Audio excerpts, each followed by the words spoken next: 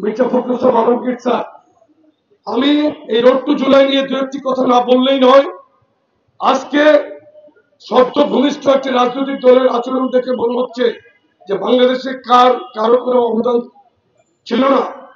আমি কাউকে সমালোচনা করছি না, আমরা সমালোচনা করে সময় নষ্ট করে আমি কারো মনে বিরক্ত উদ্যোগ করতে চাই না। কিন্তু আমাদের এই আন্দোলন রোড টু জুলাই গণঅভ্যুত্থানে রূপান্তরিত করার ক্ষেত্রে বিএনপির ভারপ্রাপ্ত চেয়ারম্যান জনাব তারেক রহমানের কি